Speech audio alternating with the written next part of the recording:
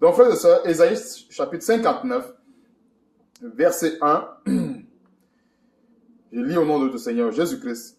Non, la main de l'Éternel n'est pas trop courte pour sauver, ni son oreille trop dure pour entendre, mais ce sont vos crimes qui mettent une séparation entre vous et votre Dieu.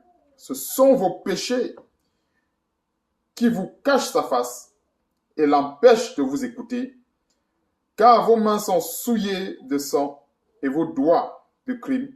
Vos lèvres profèrent le mensonge, votre langue fait entendre l'iniquité.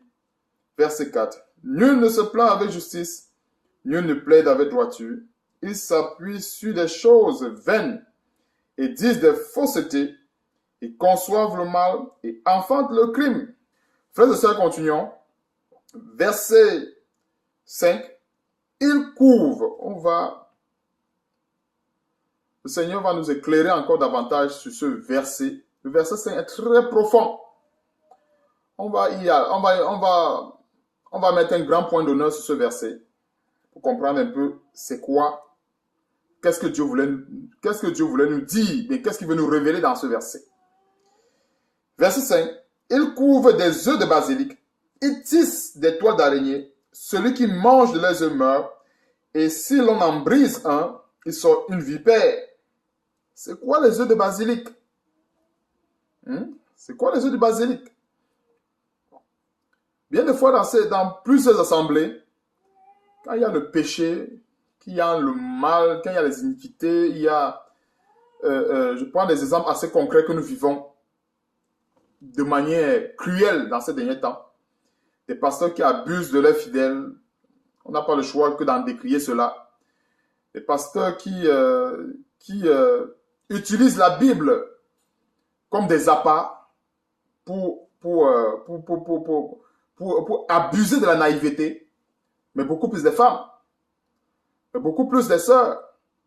Certaines sœurs qui veulent réellement chercher Dieu, qui ont des problèmes dans leur vie, elles tombent entre les mains des vautours qui exploitent cette faiblesse, autant pour moi, pour abuser d'elle.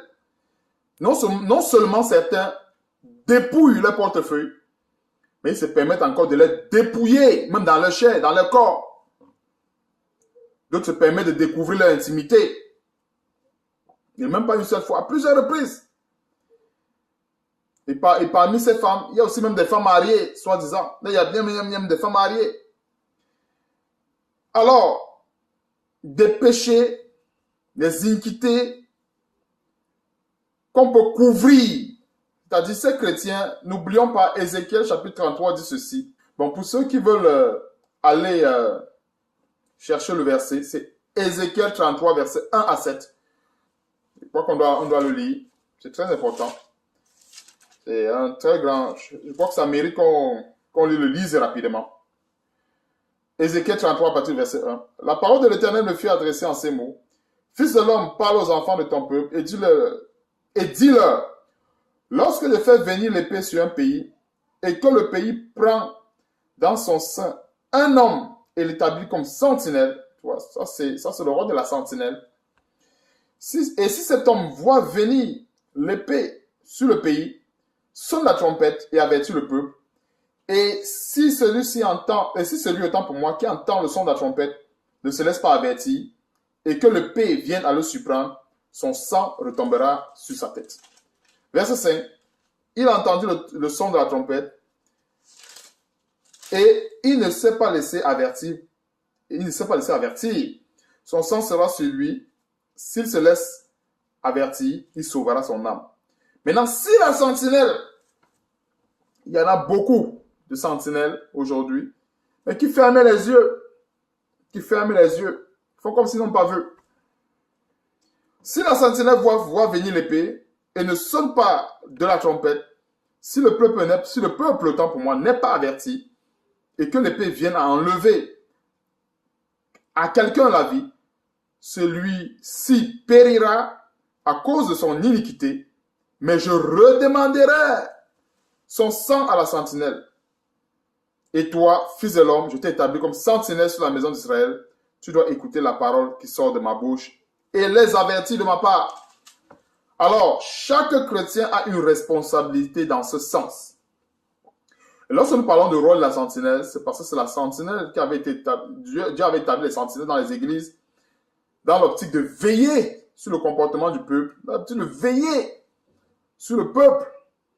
Donc, sentinelle, on parle de sentinelle ici, il faut bien noter que, en fait, c'est celui-là qui doit veiller sur le peuple.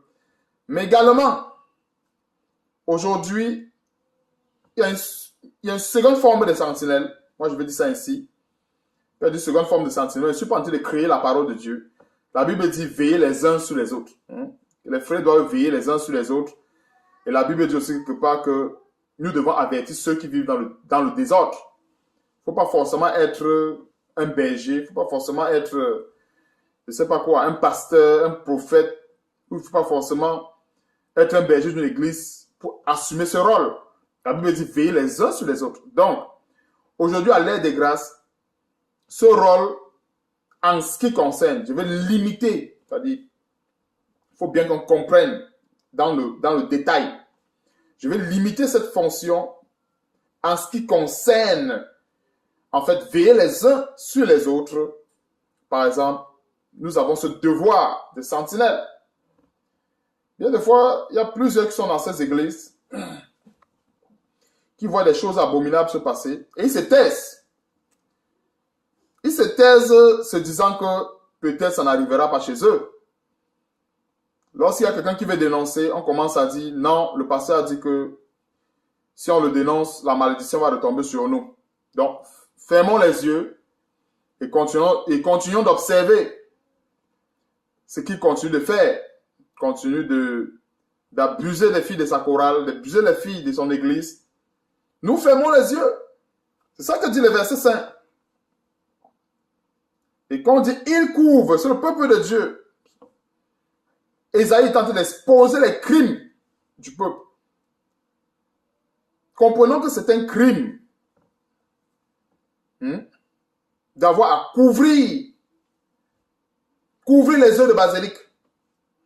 Parce qu'on parle de, on dit qui couvre les œufs de basilic. Nous tous savons que quand la poule couvre les œufs, c'est pour amener ses œufs à la maturation, à l'éclosion. Donc c'est une manière de protéger.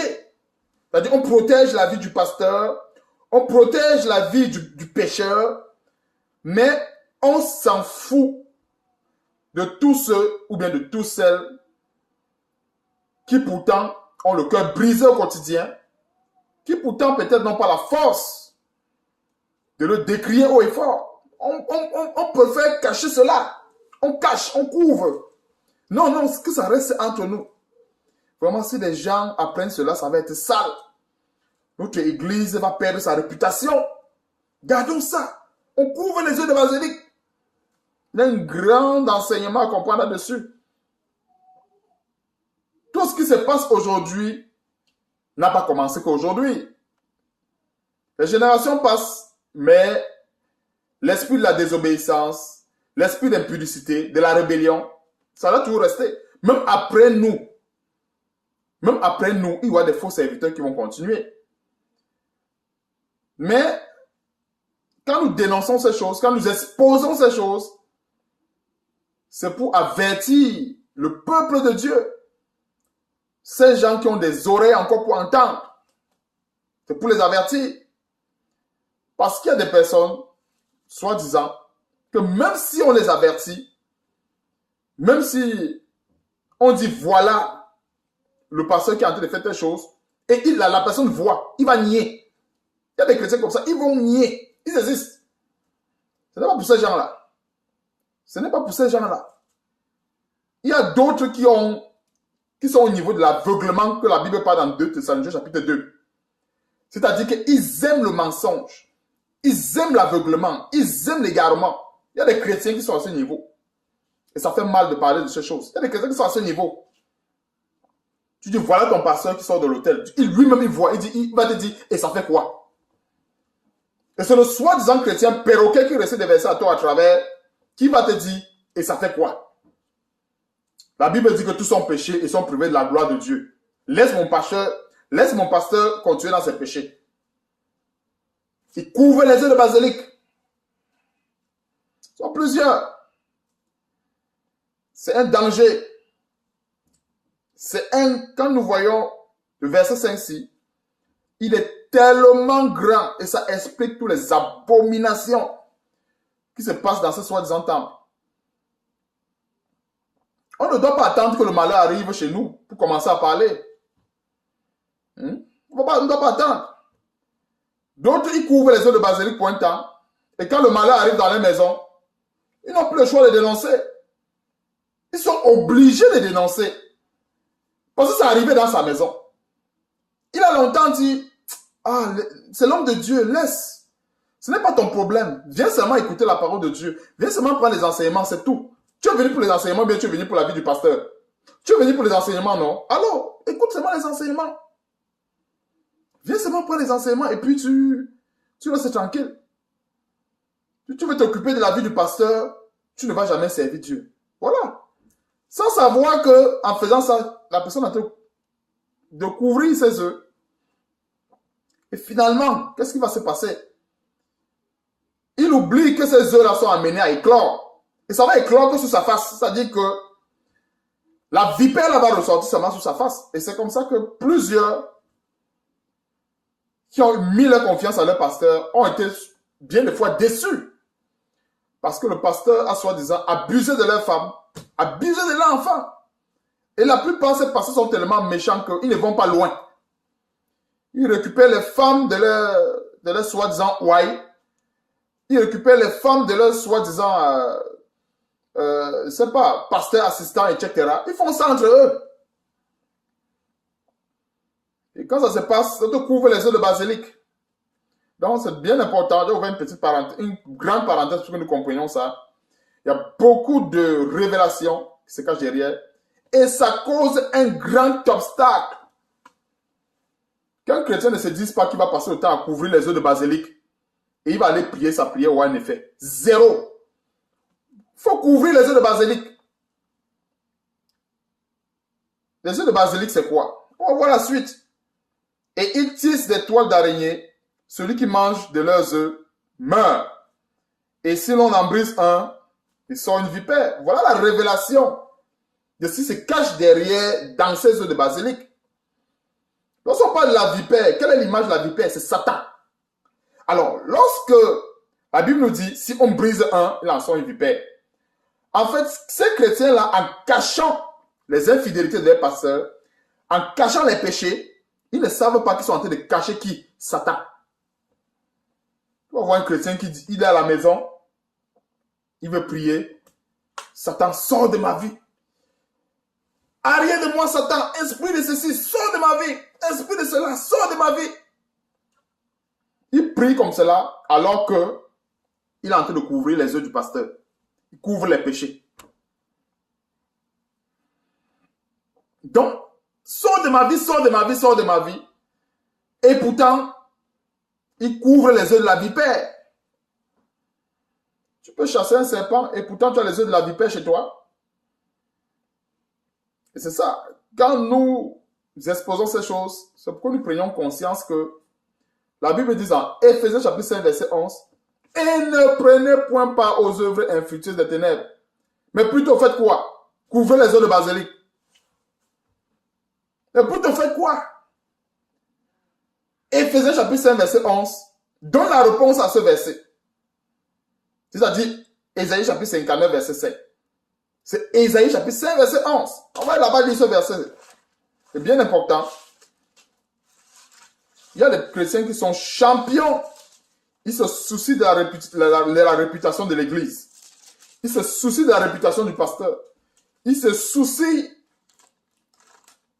de la réputation de son église sur le plan international. Mais il ne se soucie pas des âmes qui sont violées tous les jours dans son église. Éphésiens chapitre 5 verset 11. Et ne prenez point part aux œuvres infructueuses des ténèbres. Et ne couvrez pas les œufs de basilic. On peut remettre ce verset là ici. Les œufs de serpent, faut pas les couvrir. Et quand on va dire, on parle de couver. Bon, couver et couvrir, c'est quasiment la même chose. Parce que même quand la Bible, même quand on voit une poule qui est en train je ne sais pas si on parle de couver ses œufs. Elle est en train c'est une forme de protection. Et c'est pour que ces œufs-là arrivent justement à l'éclosion. Donc, et ne prenez point part aux œuvres infructueuses des ténèbres, mais plutôt condamnez-les. Ça, c'est le mandat de tout chrétien. Ne pas couvrir les œuvres de basilic. Ne pas cacher les iniquités.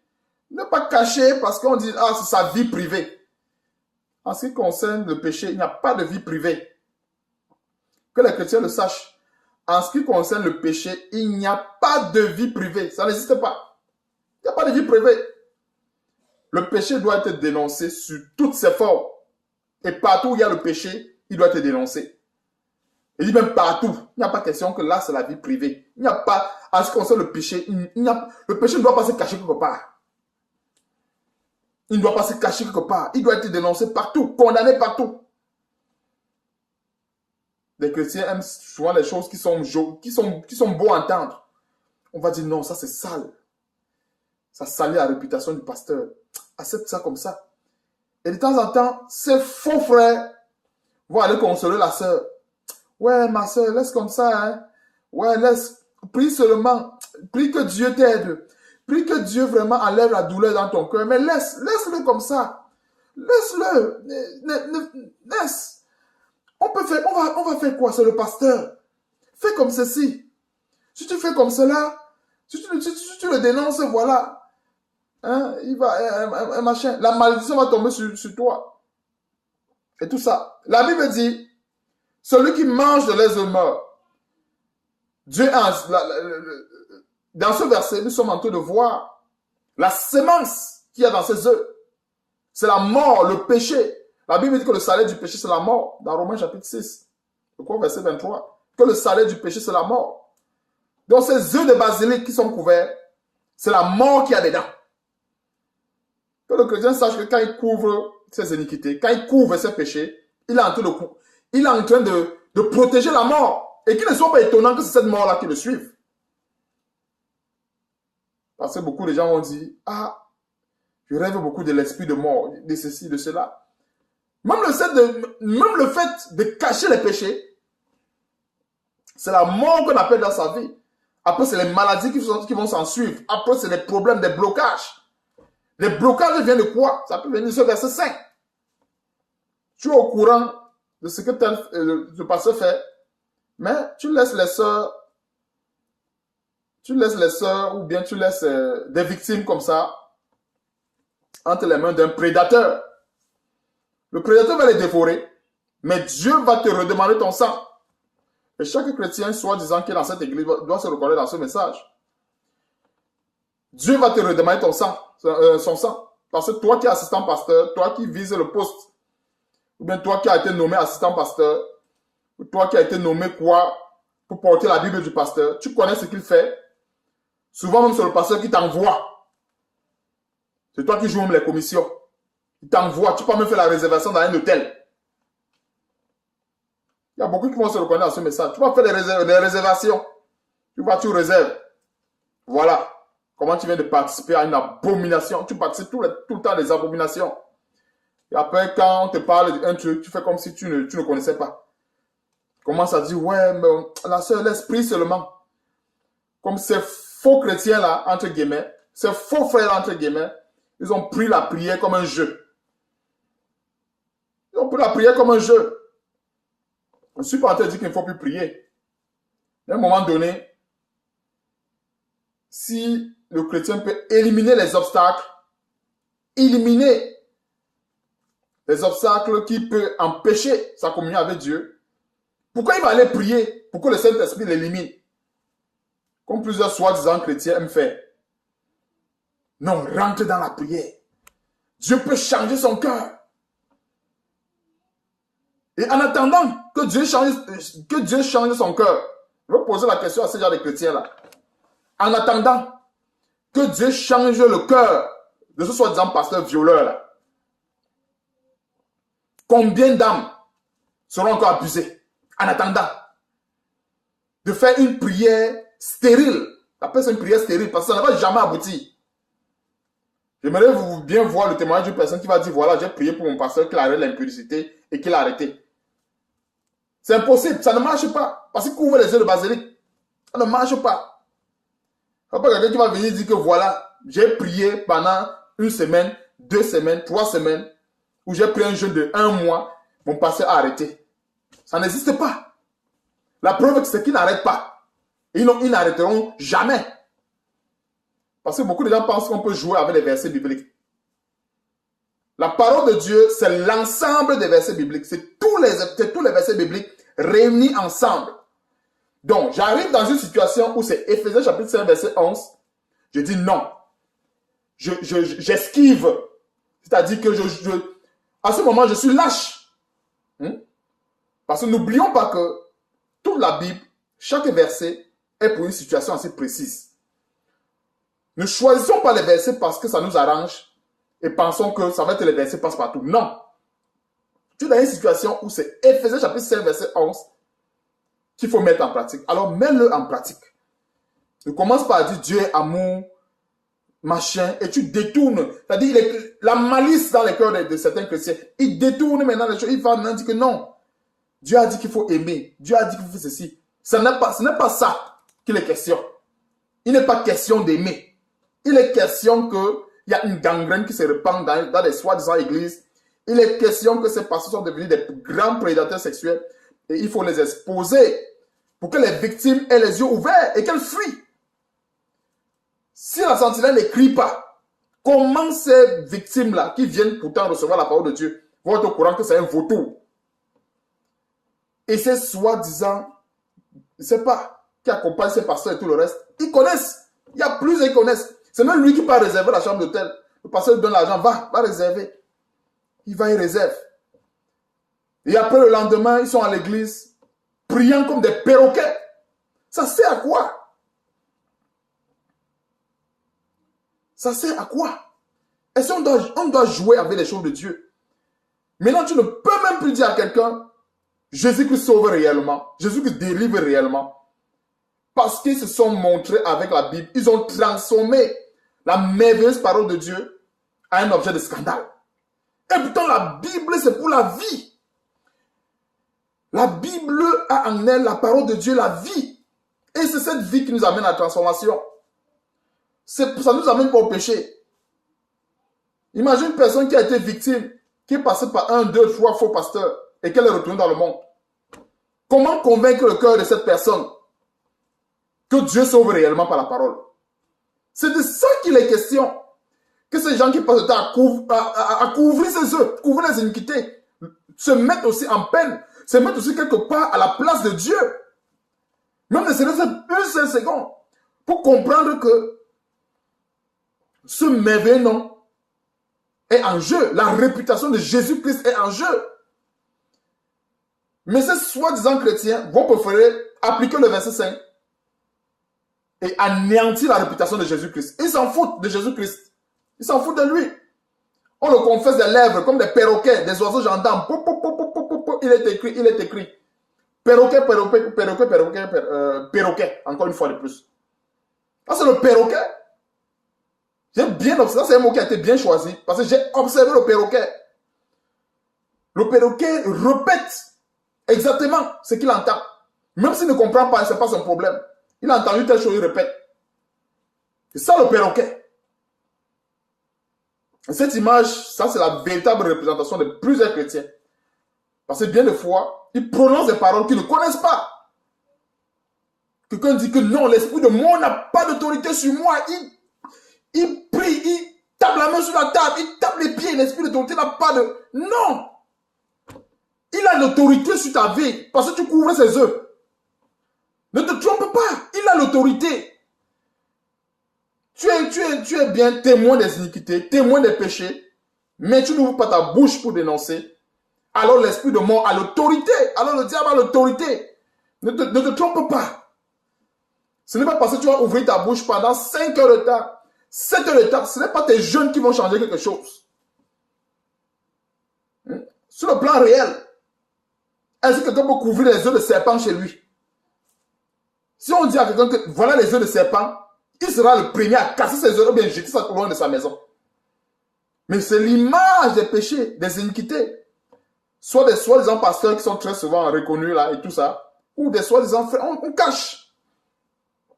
Personne ne veut percer l'abcès. Donc comprenons que le Seigneur est en train de décrier ici un comportement dans plusieurs églises et un grand obstacle aux prières. Voilà ce chrétien qui va prier pour son enfant. L'enfant est malade. L'enfant sera même frappé de maladie, frappé même de mort pour certains, ainsi de suite. À cause de quoi? De ce verset. Ils ont passé le temps à cacher les saletés du pasteur. Et voilà. Sans savoir que ces saletés du pasteur qui cachaient, ils étaient en train d'inviter l'esprit de mort dans leur vie. Parce que c'est le verset qui dit, ce n'est pas moi qui dis. Celui qui mange de leurs œufs meurt, et si l'on en brise un, il est sauvé vipère. Ils mangent ces œufs-là de manière figurée. C'est-à-dire, tu absorbes les crimes de ton pasteur, tu absorbes, parce que la Bible dit, parce que normalement, la véritable nature nous enseigne que, en fait, si tu vois quelque chose et que tu ne dis rien, c'est un crime. Ton silence est coupable.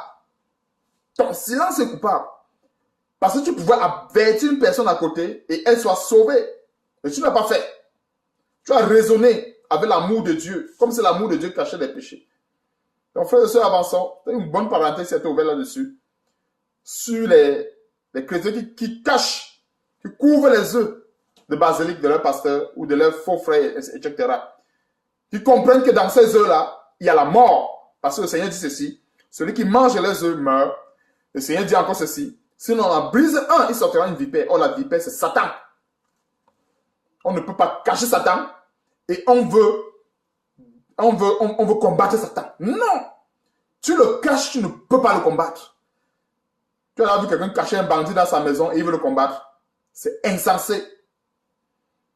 Donc, frères et sœurs, ne faisons pas des prières des insensés. On cache le péché, on cache Satan, mais on veut le combattre.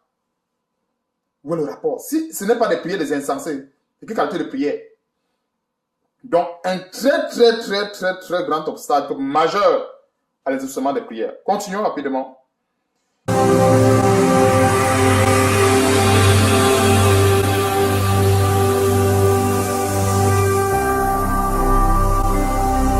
Jésus-Christ TV, vous connaîtrez la vérité et la vérité vous affranchira.